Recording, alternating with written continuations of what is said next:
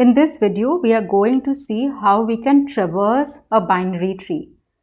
Traversal means the process of visiting each node in the tree exactly once, and this has to be done in some systematic way. So it has to be in some order. Accessing or traversing linear data structures is easy because all the elements are sequentially arranged. But we know that tree is a non-linear data structure, so there has to be some order in which we are accessing these nodes, and there are different ways in which it can be done. Now there are two types of traversal which are possible. One is the depth first and the other one is the breadth first traversal. So in this video we are going to look at the depth first traversal algorithms, and these are of three different types, and they are different because the order in which the nodes are visited, that is slightly different. So the first algorithm is the pre-order algorithm, traversal algorithm. The literal meaning of this is before something.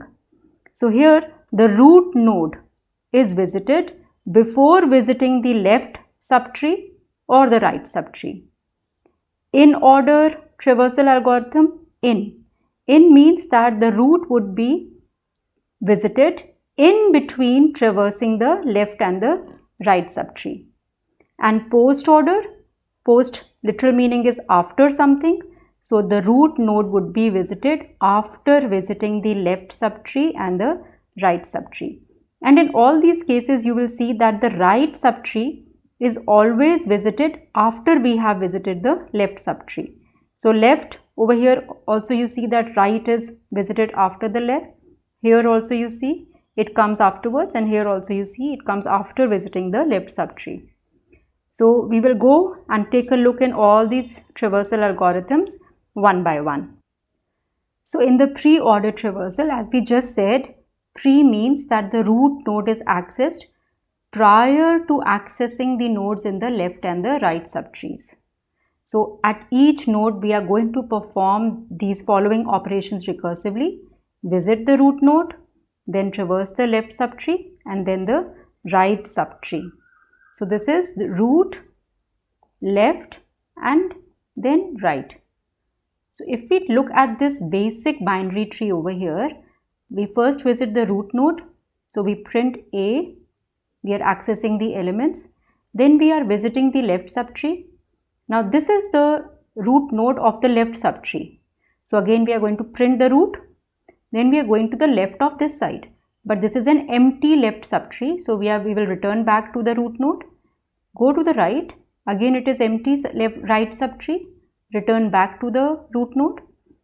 Go back, since this node has already been accessed, go back to the root node, and now for this node A, root has also been done, left has also been done. Now we go and visit the right subtree. When we visit the right subtree, this is the root node of the right subtree. So we print that. Then we visit for this particular node, root node C, we will visit the left subtree which is empty, return. Visit the right subtree which is empty, and so return again. So since here the root node is being accessed first, so it is also known as the node left right traversal, where node is referring to the root node. And this kind of a tree, this kind of a traversal is also used to determine the prefix notation from an expression tree. An expression tree is a binary tree which stores an algebraic expression, and we will discuss this in later videos. So let's take a few more examples of pre-order traversal. So as we said, in pre-order traversal, we first visit the root node, then left, and then the right node. So here is the root node. So we print A. Now we have to go to the left of the root node. Now B becomes the root node of the left subtree over here. So B is the root node of the left subtree. So again we will print the root node B. Now we will go to the left subtree of B. So this is the left subtree of B. So which is the root node now? D. So now we will print D. After that again we have to go to the left subtree. So what is the node? Again, H is the root node. So we print H. What is the left subtree of H? Again, we will check. It is empty. So we will return back. Right subtree of H, it is empty. So we return back. Now for H, the root, left and right, they have been done. So we will go back to the node D. For D, we have already done the root and the left subtree. So now we will visit the right subtree of D. This is empty. So we will return. D subtree is also done. So we are going back to the node B. For B, we had done the root and we had done the left subtree. So now we will go and visit the right subtree, which is the node E. We will print the root node, and again left and right subtrees of E are empty. So we are going to return back to B, and B is also done. So we will return back to A. So all the complete left subtree of A has also been done. So for root A, root has been done, left has been done. So now we will start visiting the right subtree. For the right subtree, again C is the root node. So we will write C. Then we will visit now we are going to follow the recursion for node C. So C is the root node. Now we'll follow left, write the root node, which is F. Right, go to its left subtree, which is empty. Visit its right subtree. So we will print I, return from there and return to C. Go and visit the right subtree of C, which is node G. Return from node G. And so we have visited all the nodes over here. So this is the pre-order traversal, and we can see that each node has been visited. Let's take an example of this tree. So again the root node A. Now we go left. So B is the root node. We go left, which is empty. So now we go right. So we get D. Both the left and right subtrees of D are empty. So we return. Then from B we return to A. Go right now. C is the root node. Go left. E is the root node. Go left, empty. So return. Go right. We have the node F. Go left. So we have the root node G. Go left again. We have the root node H. Both left and right of H are empty. So we are now going to return. Go right from here, I. Both left and right of this are empty. So we have seen that we have visited each and every node of this tree also. Let's see how we can implement this recursively. So we know that the structure of a node could be like this, and since we are storing character data, so there is some character data. There is a node pointer to the left and a node pointer to the right. So any node pointer, left node pointer will point to the left child and right node pointer will point to the right child. Okay. So now we will start traversing the tree in a pre-order manner. So we have the main function over here and we have a struct node pointer root. So root is a struct node pointer and all the local variables are stored on the stack.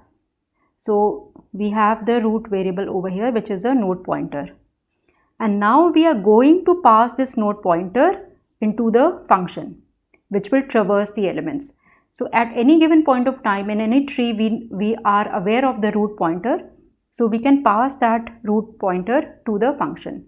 Here in this case, the value of our root pointer is 200. That means the root node is available at address 200 and it stores element A. Now in this function preorder root, so it is taking a node pointer as an input parameter. Okay, so 200 has come over here and this is the first call to preorder. So the function call is there and this would be, so we have passed on this function, in this function the value of root, and so a new stack frame has been created onto the stack. We will check if root is equal to 0, then we are going to return. Since the root is is 0, we are going to go to the next statement which says print root arrow data. So here we are at this node n1 over here.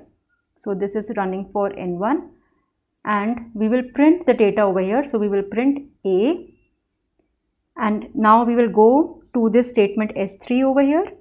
So it says again a recursion call to preorder function, and now it is calling root arrow. It is passing the parameter root arrow left.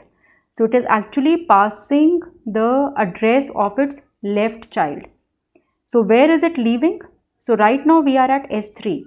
So at S3 it has called another function now, another call to the function, and it is passing the left child. So what is the root left? It is 150. Now this root left will be received back again in this preorder function, because this is a recursion and this is a recursive call. So again a stack frame has been created, and in the value of root, what we have received? Root arrow left, which is 150. So now this program will start running again from S1. Again it will check, is root 0? It is not 0. So then it will go to the statement S2 and it will print root arrow data. So what is root arrow data? It is B. So currently we are at node 2 over here. So it will print root arrow data, which is B, and then again go to statement S3, and again there is a call for root arrow left. So where? At S3 we have called another function which is root arrow left. So again there will be a function call, and now what is going to be passed? Root arrow left. Root is currently 150. So 150 arrow left is 280. So 280 is being passed to another function call. So now we have reached this node N3, which is at address 280. So again this function will start running again. Is root equal to 0? No, it is not 0. So we go to statement S2 over here, and which says print root arrow data. So what is root arrow data? It is element D. So character D would be printed, and then again we go to statement S3. It says root arrow left. So again at S3 there is again a function call, and root arrow left has to be passed. So in this new function call, root arrow left, which is this value 0, this is going to be passed to the new function call, and again a stack frame is being created onto the stack. So again this function preorder will start running from statement 1 itself. And what is the first statement? If root is equal to 0, then we return. So since root is equal to 0, we will return back to the calling function which was for node N3, and this stack frame will be removed. When we remove to this function which was running for node N3, where had we left? We had finished S3. So that means we now have to execute the next statement, which is calling root arrow right. So now we are at calling S4 statement, and it is saying pass on the value of root arrow right. So again a new stack frame will be created, and root arrow right will be passed. What is root arrow right? Again it is 0. So again we are going to pass 0 over here. Again the preorder function will start running, and since root is 0, again it is going back to node 3. It is going back to returning back to the function that had called it. Where had the previous function called it? It had completed S4 also. So the function that was being run for node N3, that has completed all its 4 statements. So this function is also complete. So now it will also return. It is complete. So this is also going to return, and this would also be removed. Now what? It is returning back to its calling function. For N2, the call to N3 was at statement S3. That means for N2, this node, when the function was running, the statement 4 it is still remaining. So now we will run the 4th statement for this particular function call. And what does it say? Pass root arrow right. So now we have to pass the value of root arrow right, which is 400. We are at this node currently, the function that was running for this node. So we have to pass root arrow right. That means we have to pass 400 in another call of this function preorder. So in another call to the function, we are passing the value root 400, and again this function is running, and this is suppose we are running for node n4 now because root is 400. Now what does it say? So we are running this function again. So statement 1 is root is equal to 0, return, no it is not 0. So print root arrow data. So what is root arrow data? It is E. So that will be printed. What is the next statement? Preorder root arrow left. Now we have to another function call and pass root arrow left. What is root arrow left? It is 0. So again another function call, root is equal to 0 is passed to this function. Again the preorder function starts running. First statement, root is 0, return. So it's returning back. Where S3 was complete, now this function has to run for node N4, it has to run root arrow right. So again the stack frame will be created and root is equal to 0 will be passed again because that is root arrow right. And again since root is equal to 0, when this function starts running, again it is going to return because root is 0. So for node N4, all S4 statements are complete. So this node N4 is also done. So it is again going to return back to the function which was running node N2. For node N2, again this function we have completed S3 also and we have completed S4. All statements are complete. So this is also going to return. And where is it returning? Back to its calling function which was running for node N1. Now when we were running N1, we had done up till statement 3. So now the statement 4 for N1 is returning, and what does statement 4 says? Pass on, call the function preorder recursively for root arrow right. That means root arrow right is 300 now for this node N1. Now this will be passed. So now a new stack frame will be created now. All the stack frames, previous stack frames are gone, and for node function N1 we are running statement S4 and it is passing root is equal to 300. That means we have reached this node N5. Again this data will be printed C, and then there will be a call to preorder dot arrow left. That means 250 will be passed. When we will pass 250, we will reach this node again, creating another stack frame, and now this data would be printed F. Now again there will be a call to the left child which is 0, which will return null, a call to the preorder call to the right child which is 0 again, so again it is going to return. Now when the preorder for this is complete, it is going to return back to node N5. Now this function for N5 will run the preorder of the root arrow right, fourth statement, and again it is null, so now it will also return. So finally this is your preorder traversal. So this is how preorder traversal is done. Now we are going to take a look at the second algorithm. The second algorithm is in-order traversal. In means the root node is accessed in between the left and the right subtrees. So it is visiting the left subtree first, then visiting the root node, and then visiting the right subtree. So if we take a look at this basic subtree, basic binary tree over here, so we have the pointer to the root node, but we are not visiting the root node first. We will go to the left subtree and we will visit this node and print the element over there, the data over there. Then after we have done this, again what we are supposed to do, will go and visit the root node. So we will visit A, print that, then we will visit the right, and then we will print C. So since this is left, root and right, it is also known as the left right node is in the between, which is referring to the root node. So LNR traversal. It is also referred to as a symmetric traversal because root is in the center and the left subtree and the right subtrees are on either side of this traversal. So let's take few examples of this in-order traversal. So as we know, this is left and then the root and then the right subtree.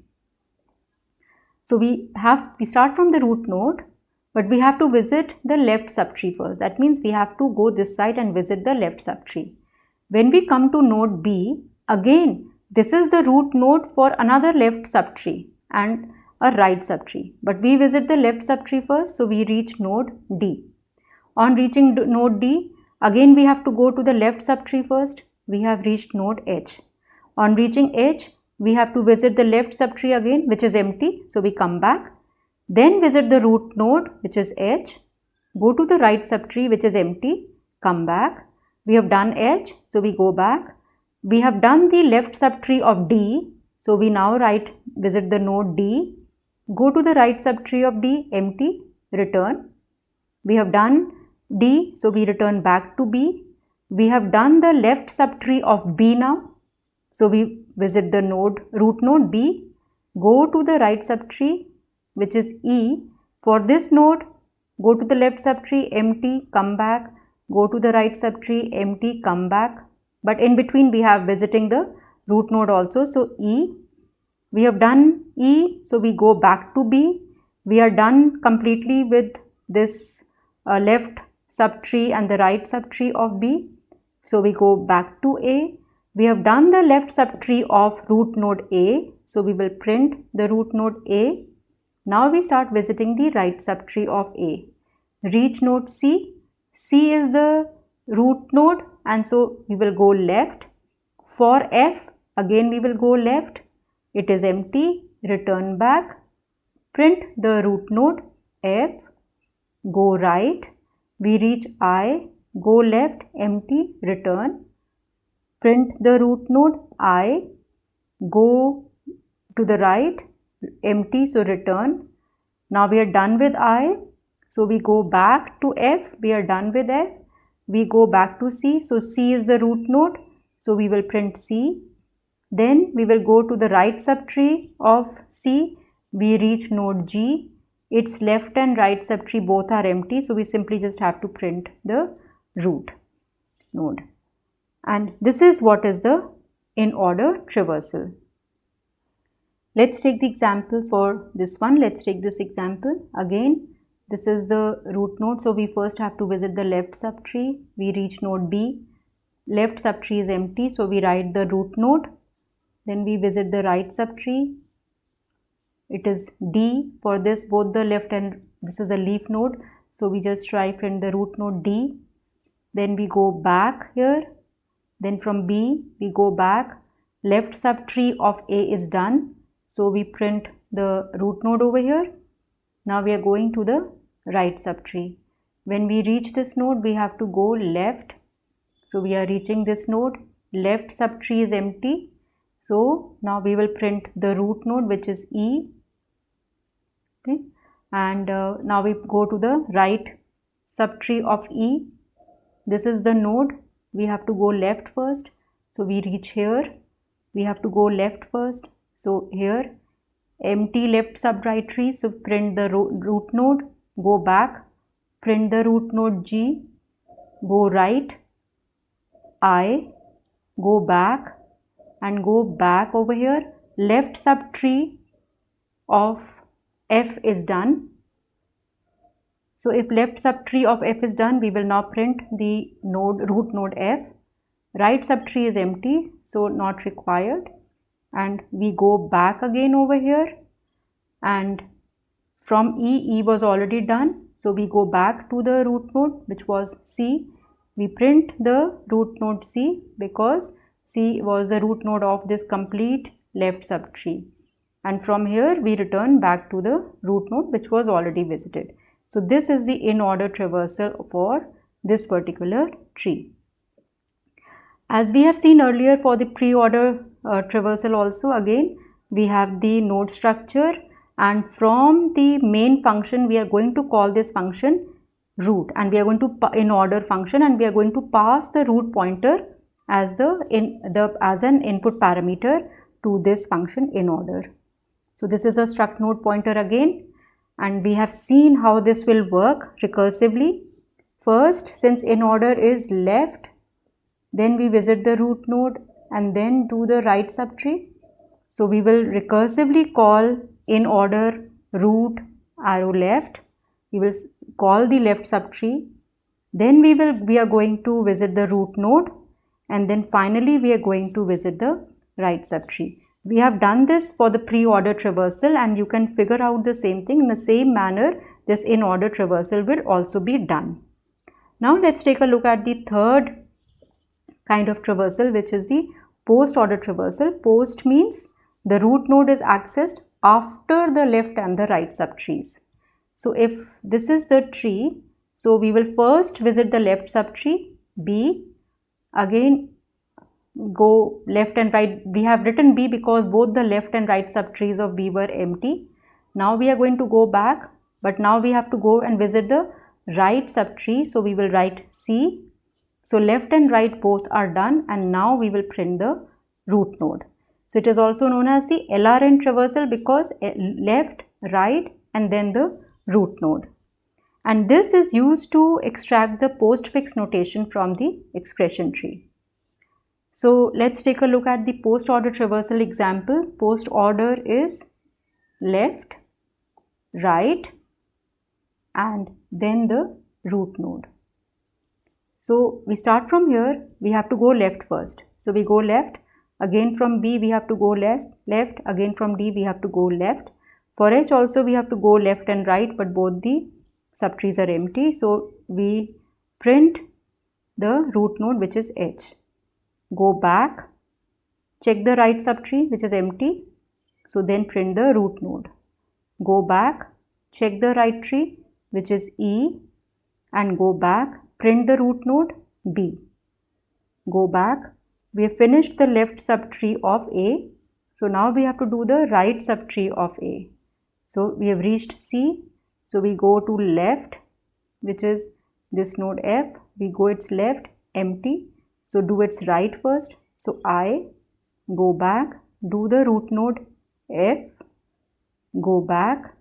For C, visit its right subtree, write G, go back, do the right node, the root node C. We have done this root node. We are going back.